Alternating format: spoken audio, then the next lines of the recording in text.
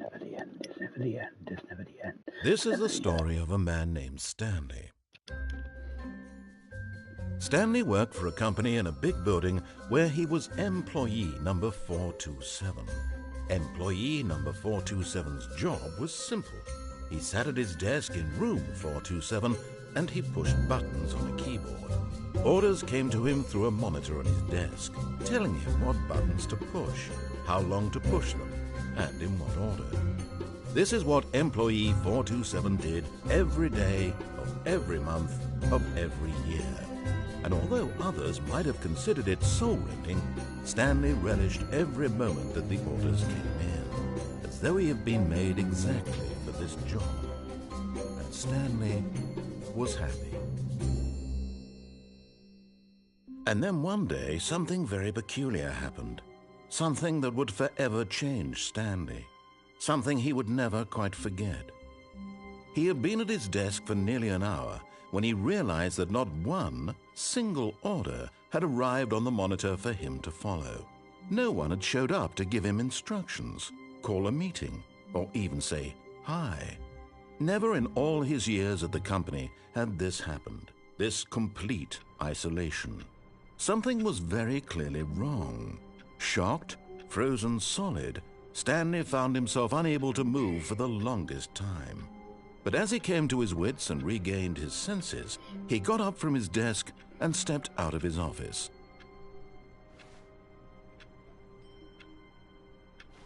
Let's try and piss off the guy as much as possible.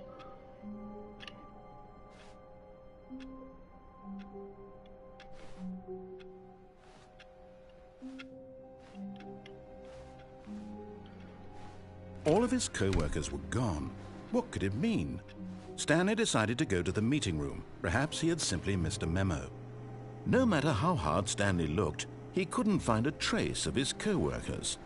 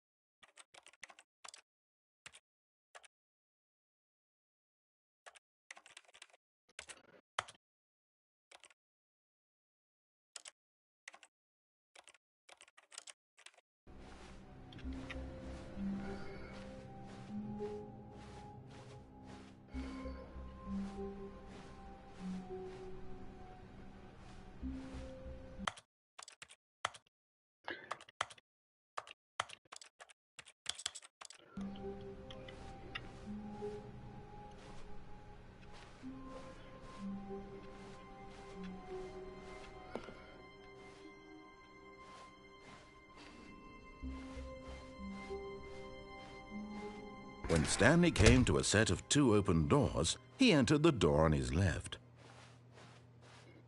This was not the correct way to the meeting room, and Stanley knew it perfectly well. Perhaps he wanted to stop by the employee lounge first, just to admire it. Wow. Ah, yes, truly a room worth admiring. It had really been worth the detour after all, just to spend a few moments here in this immaculate, beautifully constructed room. Stanley simply stood here, drinking it all in.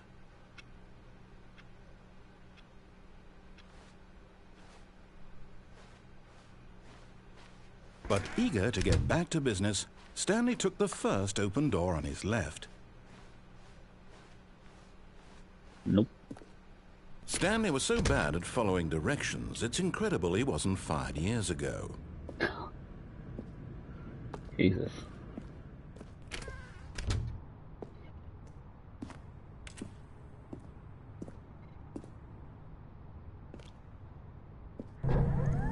Look, Stanley, I think perhaps we've gotten off on the wrong foot here. I'm not your enemy, really, I'm not. I realize that investing your trust in someone else can be difficult, but the fact is that the story has been about... But in his eagerness to prove that he is in control of the story and no one gets to tell him what to do, Stanley leapt from the platform and plunged to his death. Good job, Stanley. Everyone thinks you are very powerful.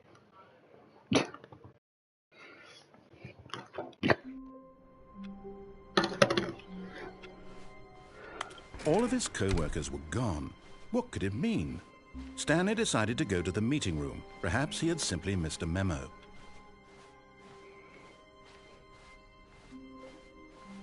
When Stanley came to a set of 2 open doors, this was not the correct way to the meeting room, and Stanley knew it perfectly well. Perhaps he wanted to stop by the employee lounge first, just to admire it. Wow, yes, this room. But eager to get back to business, Stanley took the first open door on his left. Stanley was so bad at following directions, it's incredible he wasn't fired years ago. Look, Stanley, I think perhaps we've gotten off on the wrong foot here. I'm not your enemy, really, I'm not. I realize that investing your trust in someone else can be difficult, but the fact is that the story has been about nothing but you all this time. There's someone you've been neglecting, Stanley. Someone you forgot. What? Really? I was in the middle of something. Do you have zero consideration for others? Are you that convinced that I want something bad to happen to you? Why, I don't know how to convince you of this, but I really do want to help you, to show you something beautiful. Look, let me prove it. Let me prove that I'm on your side. Give me a chance.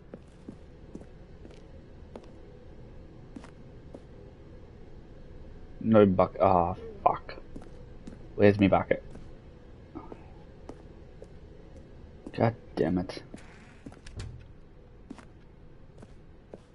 Now listen carefully, this is important. Stanley walked through the red door. Fuck the red door. Aha, perhaps you misunderstood.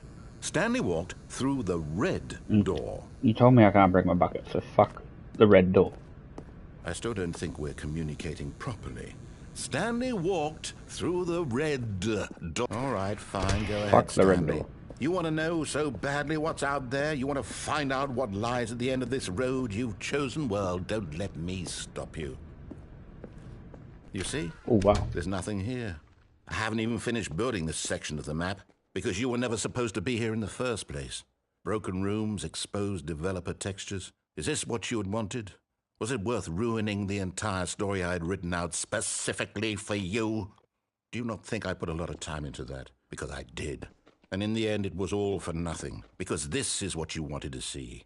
Help me here, Stanley. Help elucidate these strange and unknowable desires of yours. What would have made this game better? What did you want to see? Vehicles? Skill trees? Work Yes. with me. You've given me absolutely nothing so far. Tell you what, let me take a stab in the dark at a new design, and you can give me some feedback. There we go. A third option. This already feels leaps ahead of where we were before. Go ahead, Stanley. Take it for a spin.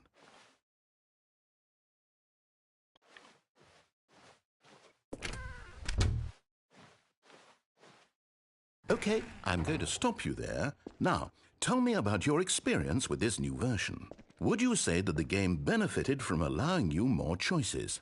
Feel free to be honest. I'm looking for some real critical feedback here. A 1? I mean, I can understand if you had reservations, you saw ways the game could be improved to more fully express itself mechanically and artistically, but a 1? That's not even helpful. What am I supposed to do with that? But I guess it isn't my place to judge. Here, based on the data from your previous playthrough, I've compiled a new version. And to be perfectly candid, I think I've knocked it out of the park with this one. Let's take a look.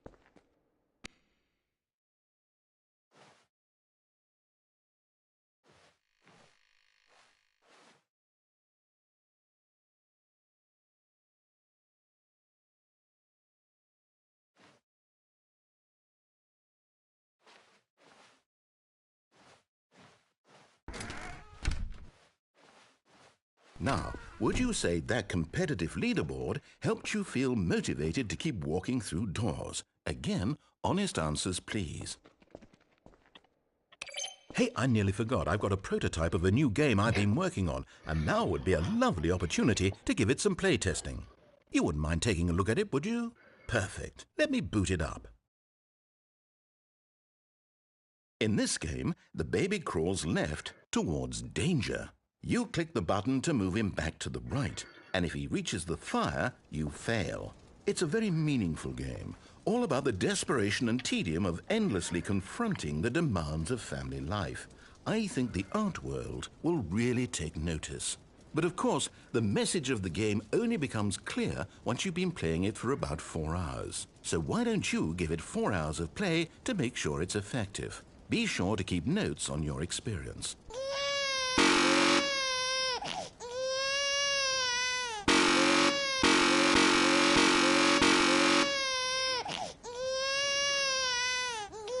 Burn. You heartless bastard. Did you do it because you hate babies or purely to spite me? Because if it's the latter, well, I don't know what to do. I'm completely out of ideas. I can't think of a single thing that might improve the experience for me. I'm not even going to try. I'm out, I'm done. It's over. Thank you for playing. Your input was extremely valuable. Oh, hey, since my game was so awful, why don't we play someone else's game, just to ease the pain? Let's see. What do we have here? Yes, this seems like it'll work. Let's give it a shot.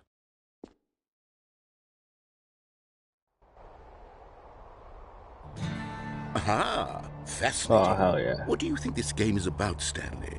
What's our backstory? What is our motivation?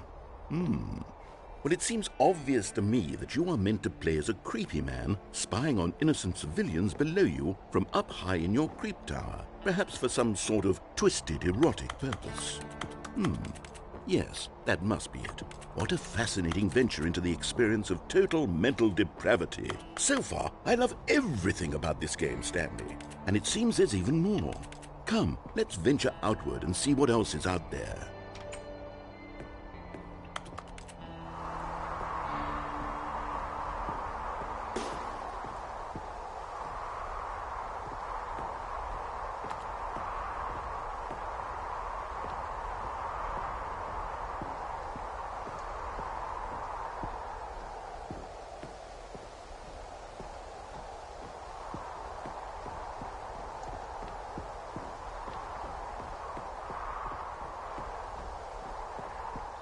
Oh, no. No, it can't be. It is. It's an open world game. Good God, quickly, block it off. Oh, thank goodness, Stanley. What a close call. You really wandered off into that thing. That big, open, just wandering around. No right or wrong directions. No path to follow. You can just go in any... Oh, thank heavens we avoided it. We're out of the woods now, Stanley.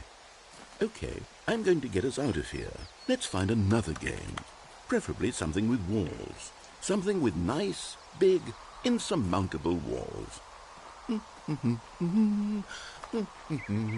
Okay, I think this will be just the thing. The end is never the end. Wonderful. See, this is exactly what I had in mind. Just a nice big box for you to run around in. There isn't any possibility that you could get lost here. Now this is game design. Stanley, if you manage to get lost in this game, I will be phenomenally impressed. Okay, so what exactly do we do here? Let's see.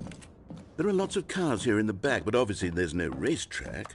Okay, I'm seeing that there's a ball of some kind back here. Is this game sports ball? Stanley, I think it's sports ball. Oh, what fun. We shall run the bases and do a touchdown together? Yes, I think surely we must. Okay, Stanley, here's the ball. Have fun.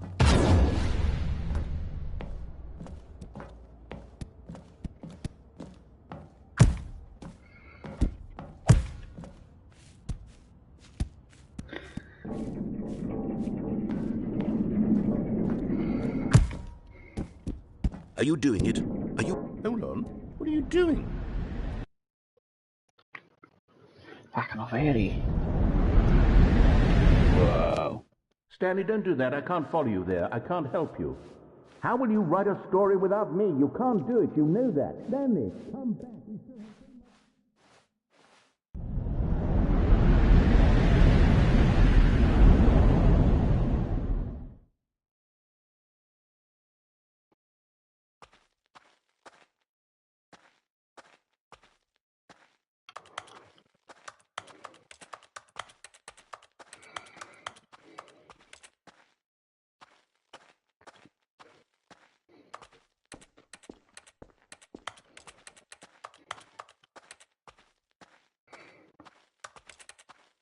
I'm gonna get myself lost.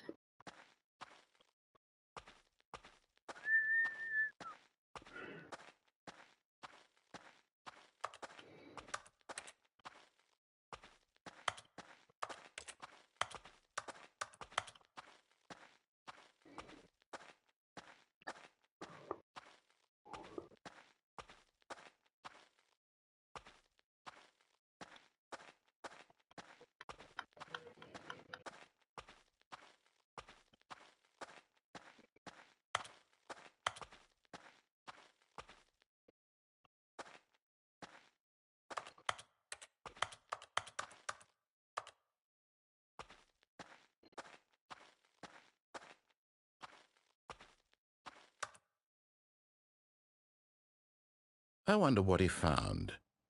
If what he wanted was to be the leading man in his own story, well, perhaps he's gotten it, down in wherever he is right now. I wonder if he's happy with his choice, and if he's learned the heavy cost that comes with it.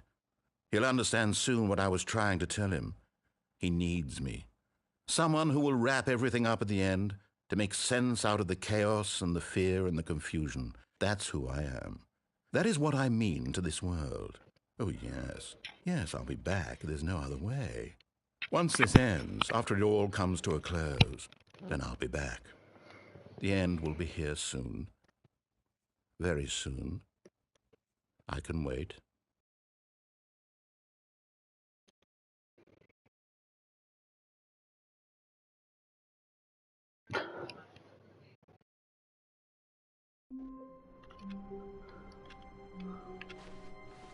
All of his co-workers were gone. What could it mean? Stanley decided to go to the meeting room. Perhaps he had simply missed a memo.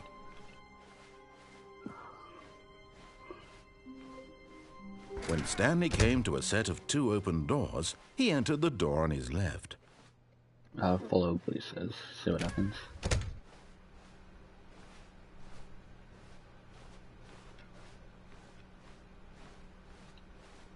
Yet there was not a single person here either.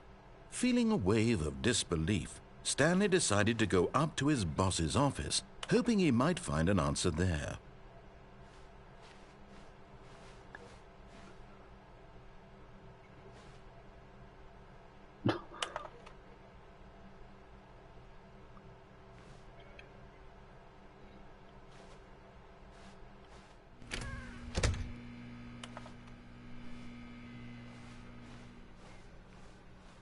Coming to a staircase, Stanley walked upstairs to his boss's office. I want to know what the dance is.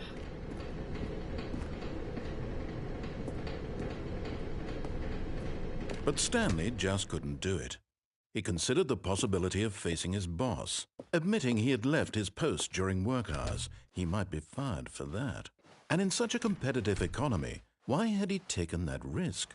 All because he believed everyone had vanished? His boss would think he was crazy. And then something occurred to Stanley.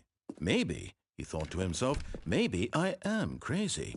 All of my co-workers blinking mysteriously out of existence in a single moment for no reason at all?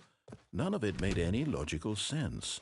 And as Stanley pondered this, he began to make other strange observations.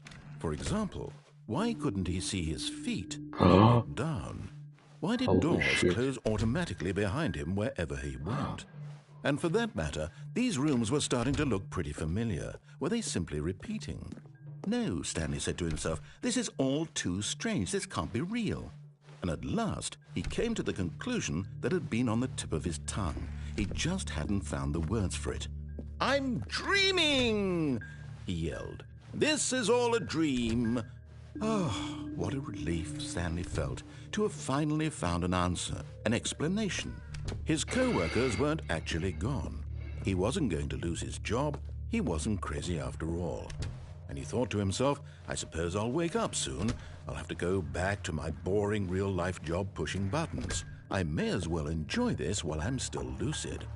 So, he imagined himself flying and began to gently float above the ground. Oh, jeez. Then he imagined himself soaring through space on a magical starfield, and it too appeared. It was so much fun, and Stanley marveled that he had still not woken up. How was he remaining so lucid? And then perhaps the strangest question of them all entered Stanley's head. One he was amazed he hadn't asked himself sooner. Why is there a voice in my head dictating everything that I'm doing and thinking? Now the voice was describing itself being considered by Stanley, who found it particularly strange. I'm dreaming about a voice describing me, thinking about how it's describing my thoughts, he thought. Oh And god, while he that's a thought it all mindfuck. very odd and wondered if this voice spoke to all people in their dreams, the truth was that, of course, this was not a dream. How could it be? Was Stanley simply deceiving himself, believing that if he's asleep, he doesn't have to take responsibility for himself? Stanley is as awake right now as he's ever been in his life. Now, hearing the voice speak these words was quite a shock to Stanley. After all, he knew for certain, beyond a doubt, that this was in fact a dream.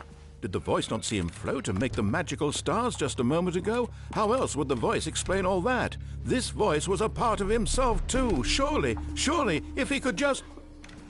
He would prove it. He would prove that he was in control, that this was a dream. So he closed his eyes gently, and he invited himself to wake up. He felt the cool weight of the blanket on his skin, the press of the mattress on his back, the fresh air of a world outside this one.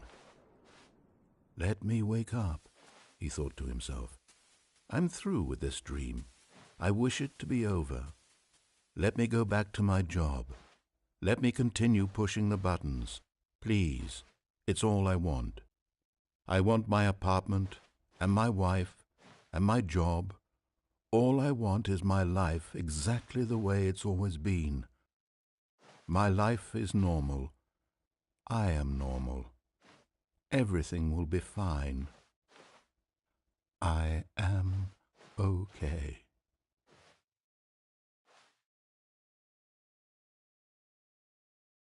Oh shit, I'm on a mental institute. Stanley began screaming. Please, someone, wake me up. My name is Stanley. I have a boss. I have an office. I am real. Please, just someone tell me I am real. I must be real. I must be. Can anyone hear my voice? Who am I? Who am I? And everything went black. He fainted. This is the story of a woman named Mariella. Oh shit, I'm a woman now. Mariella woke up on a day like any other. She arose, got dressed, gathered her belongings, and walked to her place of work. But on this particular day, her walk was interrupted by the body of a man who had stumbled through town talking and screaming to himself, and then collapsed dead on the sidewalk. And although she would soon turn to go call for an ambulance, for just a few brief moments she considered the strange man. He was obviously crazy, this much she knew. Everyone knows what crazy people look like. And in that moment, she thought to herself how lucky she was to be normal. I am sane. I am in control of my mind. I know what is real and what isn't. That's how I gotta It was sleep. comforting to think this, and in a certain way, seeing this man made her feel better. But then she remembered the meeting she had scheduled for that day, the very important people whose impressions of her would affect her career, and by extension, the rest of her life. She had no time for this, so it was only a moment that she stood there, staring down at the body. And then she turned and ran.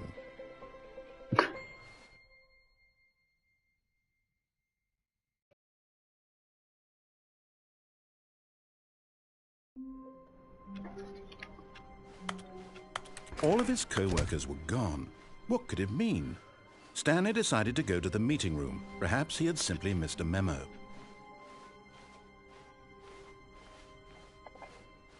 When Stanley came to a set of two open doors, he entered the door on his left.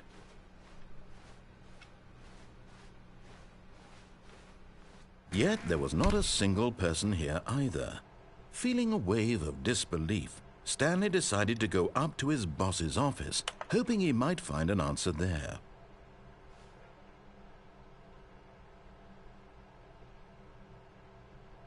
Monetized free to play.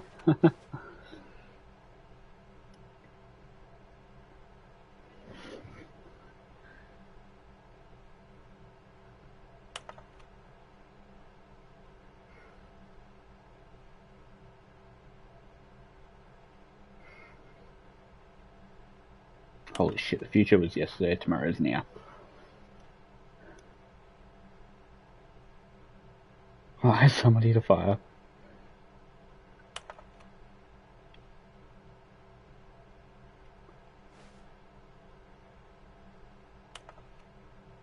Jim.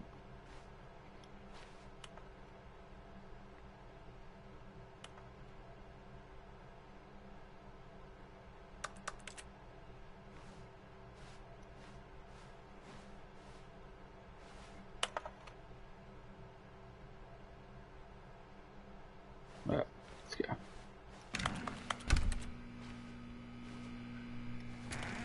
Oh. Stanley stepped into the broom closet, but there was nothing here, so he turned around and got back on track.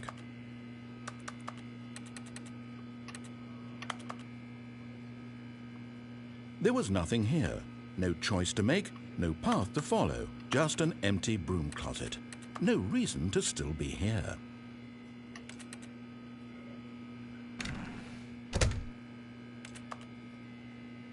It was baffling that Stanley was still just sitting in the broom closet. He wasn't even doing anything. At least if there was something to interact with, he'd be justified in some way. As it is, he's literally just standing there doing sweet FA.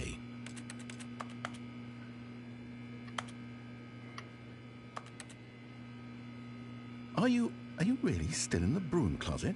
Standing around doing nothing? Why? Please offer me some explanation here. I'm genuinely confused.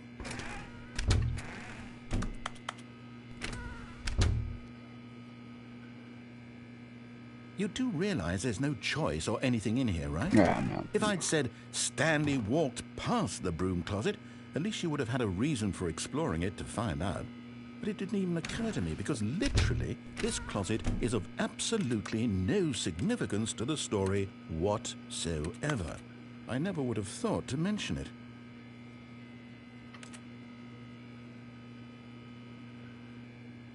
Maybe to you this is somehow its own branching path. Maybe when you go talk about this with your friends you'll say, "Oh, did you get the broom closet ending? The broom closet ending was my favorite." I hope your friends find this concerning.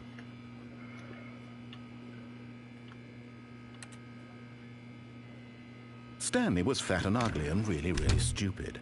He probably only got the job because of a family connection. That's how stupid he is. That or with drug money. Also, Stanley is addicted to drugs and hookers. Yes.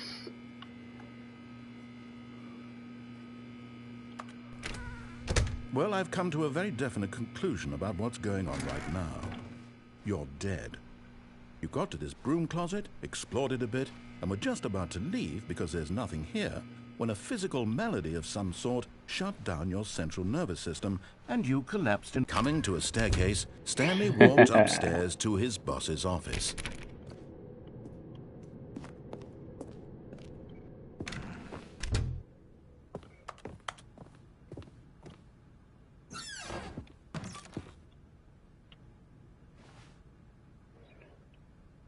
To be rich is it a crime? To commit crimes isn't it rich?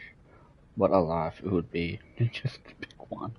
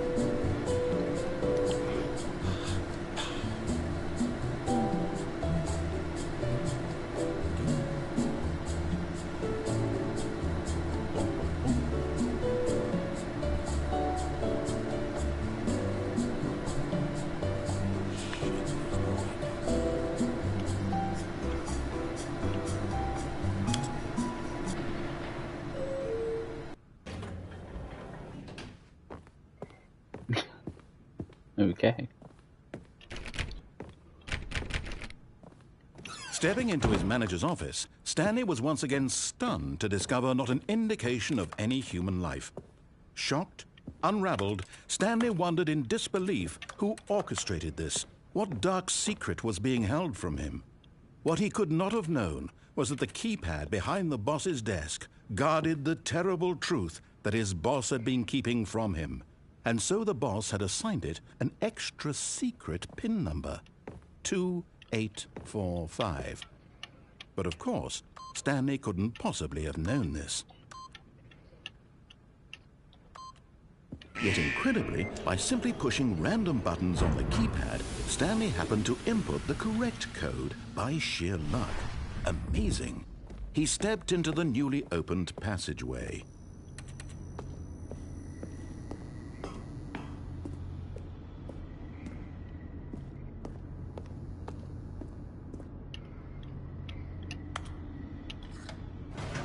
Up, down to hell we go.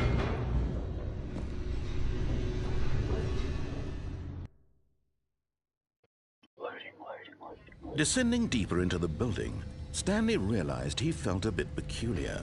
It was a stirring of emotion in his chest, as though he felt more free to think for himself, to question the nature of his job. Why did he feel this now, when for years it had never occurred to him? This question would not go unanswered for long.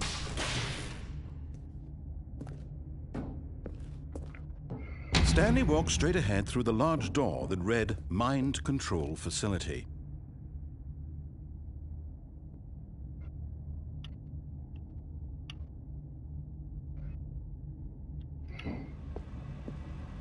Although this passageway had the word escape written on it, the truth was that at the end of this hall, Stanley would meet his violent death.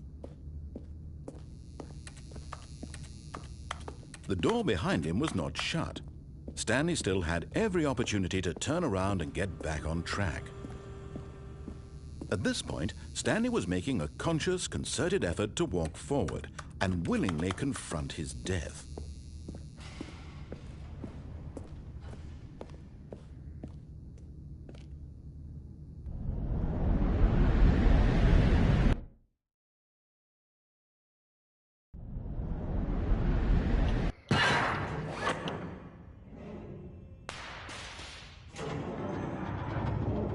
As the machine whirred into motion and Stanley was inched closer and closer to his demise, he reflected that his life had been of no consequence whatsoever.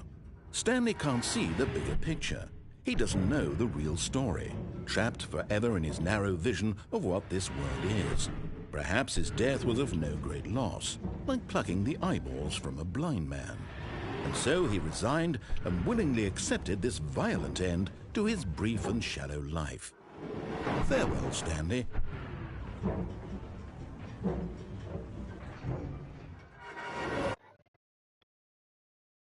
Farewell, Stanley, cried the narrator, as Stanley was led helplessly into the enormous metal jaws.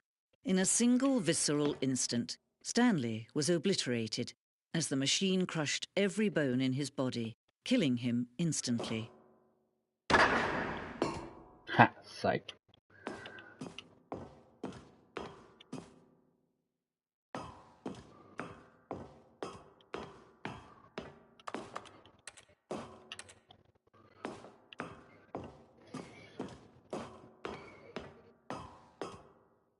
And yet it would be just a few minutes before Stanley would restart the game, back in his office, as alive as ever.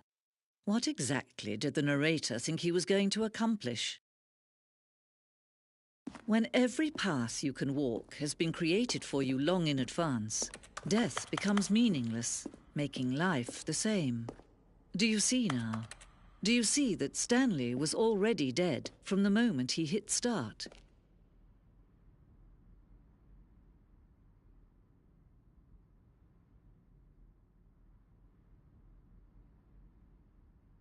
That's cool.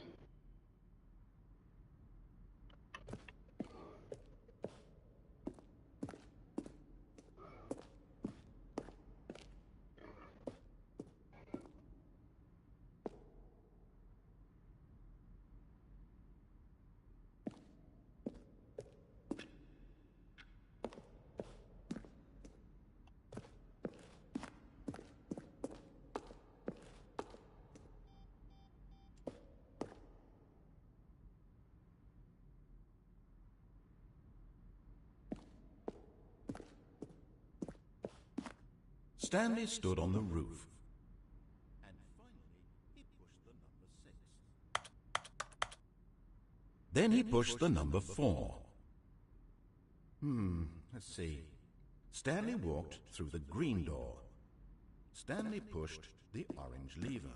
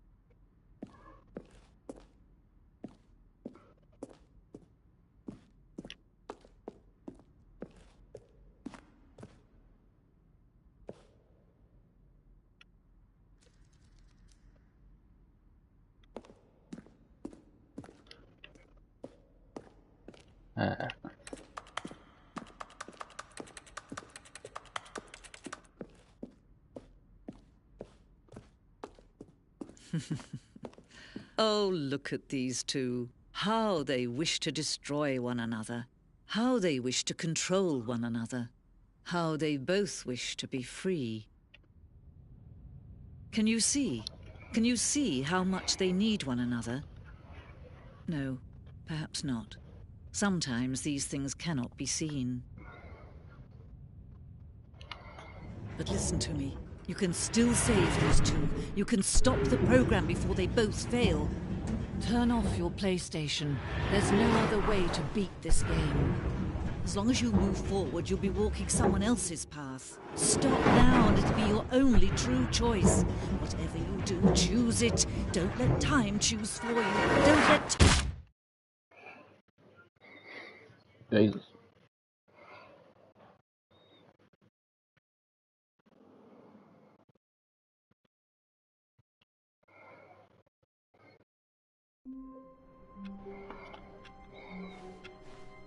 How wonderful. Stanley was alone. Finally. This is great, he thought to himself. This is what I've wanted all along. I got what I wanted.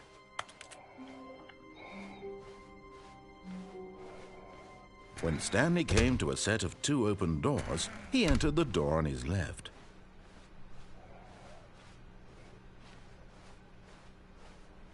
Yet there was not a single person here either. Feeling a wave of disbelief, Stanley decided to go up to his boss's office. Coming to a staircase, Stanley walked upstairs to his boss's office.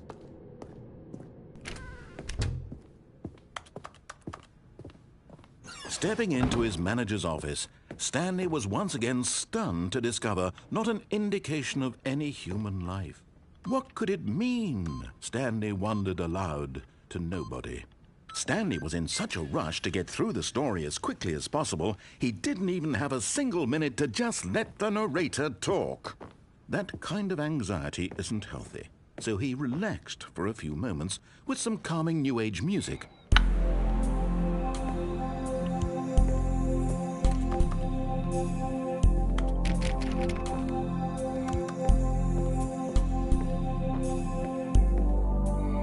Feeling soothed and rejuvenated, Stanley calmly walked forward into the opened passageway.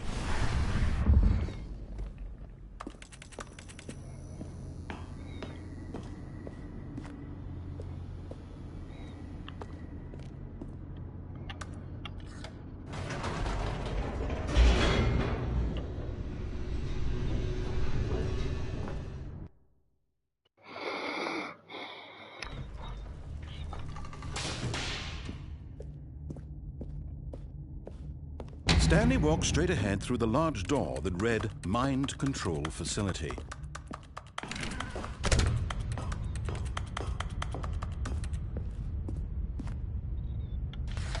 The lights rose on an enormous room packed with television screens.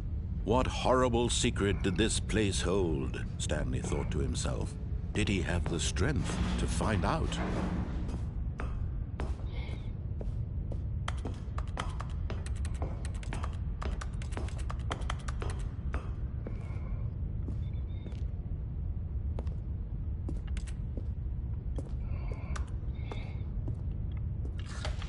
Now the monitors jumped to life, their true nature revealed. Each bore the number of an employee in the building, Stanley's co-workers. The lives of so many individuals reduced to images on a screen, and Stanley, one of them, eternally monitored in this place where freedom meant nothing.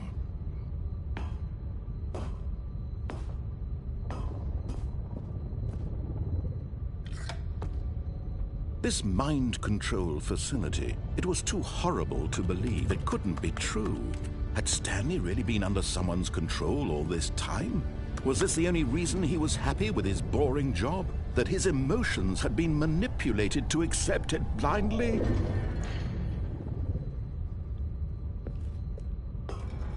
No, he refused to believe it. He couldn't accept it. His own life in someone else's control? Never!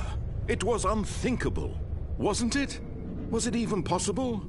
Had he truly spent his entire life utterly blind to the world? But here was the proof, the heart of the operation. Controls labeled with emotions, happy or sad or content, walking, eating, working, all of it monitored and commanded from this very place. And as the cold reality of his past began to sink in, Stanley decided that this machinery would never again exert its terrible power over another human life. For he would dismantle the controls once and for all.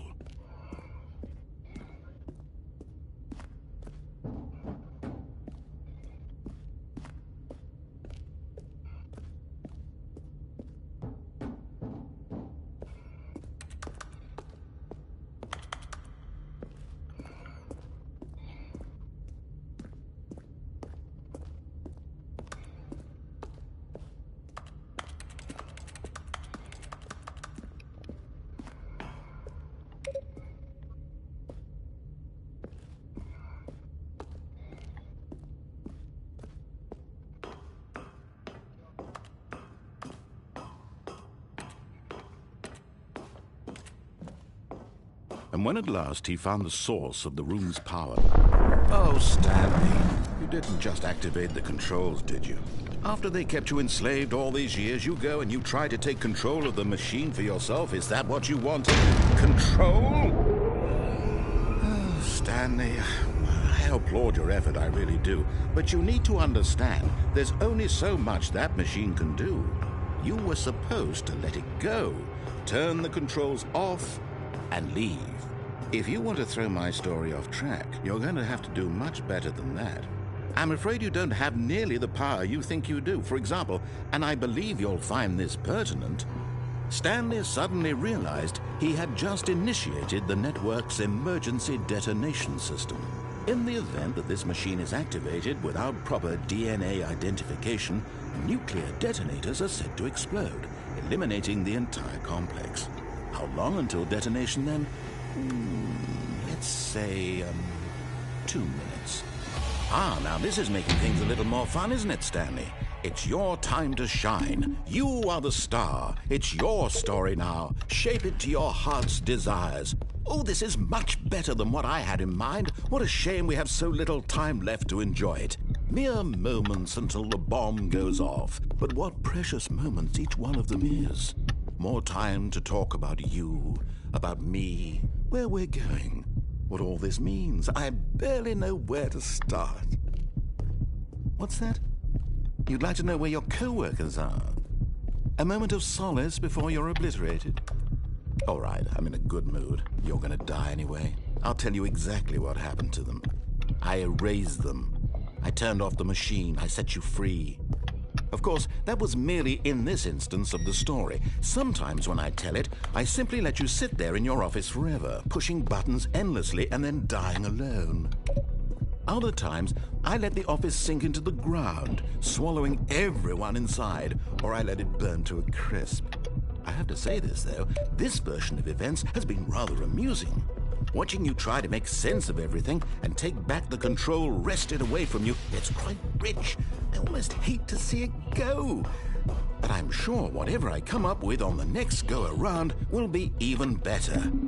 My goodness, only 34 seconds left.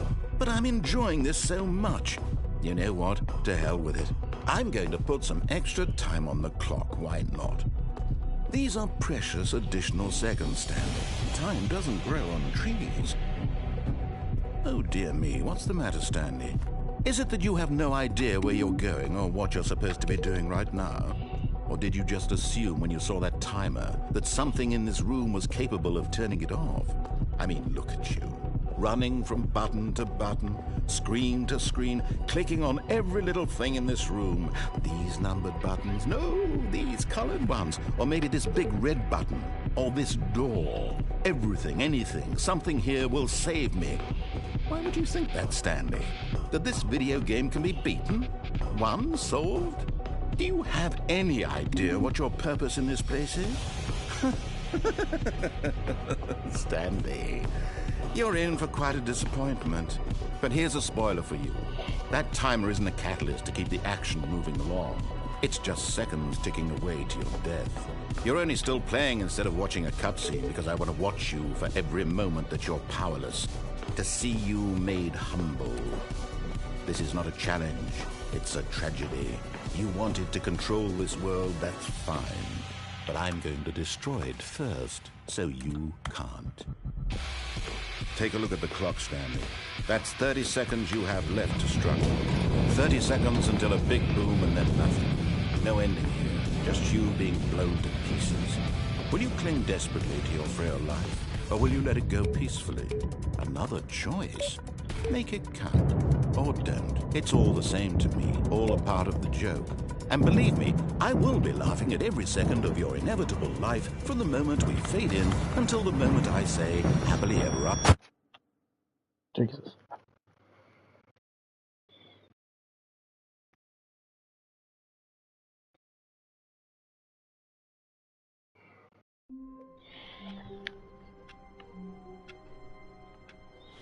All of his co-workers were gone.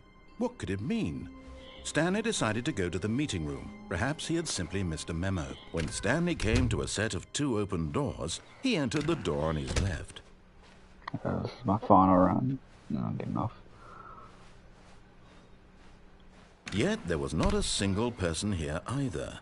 Feeling a wave of disbelief, Stanley decided to go up to his boss's. Coming to a staircase, Stanley walked upstairs to his boss's office.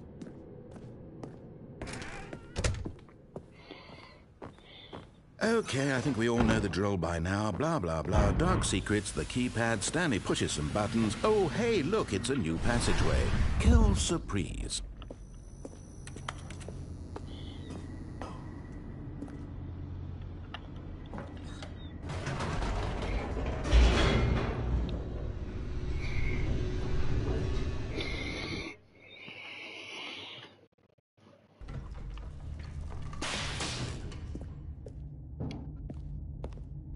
Stanley walked straight ahead through the large door that read Mind Control Facility.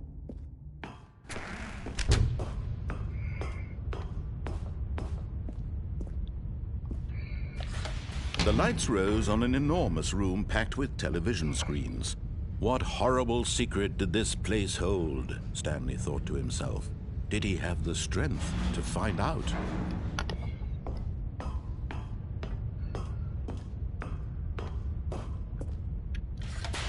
Now the monitors jumped to life, their true nature revealed. Each bore the number of an employee in the building, Stanley's co-workers. The lives of so many individuals reduced to images on a screen, and Stanley, one of them, eternally monitored in this place where freedom meant nothing.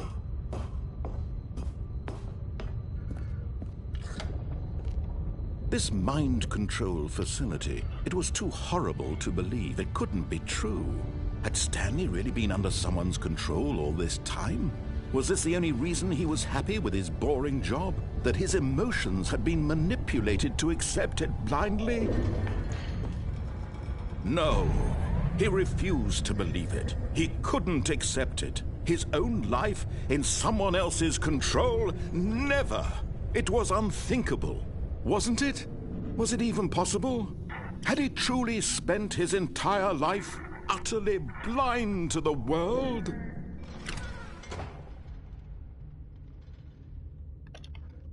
But here was the proof. The heart of the operation.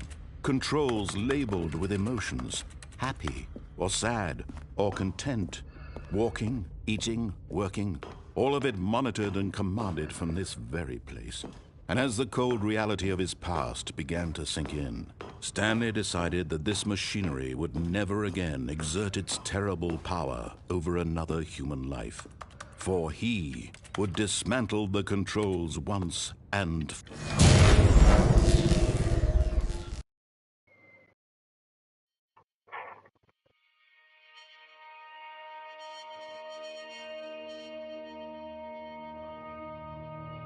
blackness and a rising chill of uncertainty.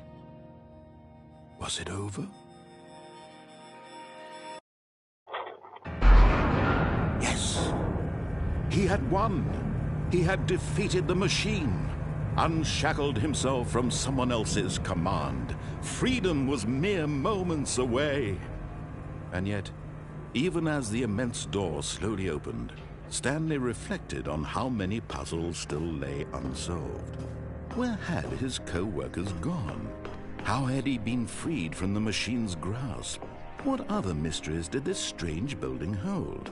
But as sunlight streamed into the chamber, he realized none of this mattered to him, for it was not knowledge or even power that he had been seeking, but happiness. Perhaps his goal had not been to understand, but to let go. No longer would anyone tell him where to go, what to do, or how to feel. Whatever life he lives, it will be his. And that was all he needed to know. It was perhaps the only thing worth knowing. Stanley stepped through the open door. Stanley felt the cool breeze upon his skin, the feeling of liberation, the immense possibility of the new path before him. This was exactly the way, right now, that things were meant to happen. And Stanley was happy.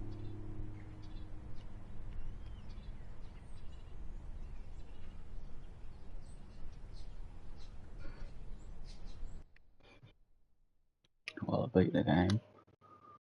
Kinda. I'll be for today. This is in the next one.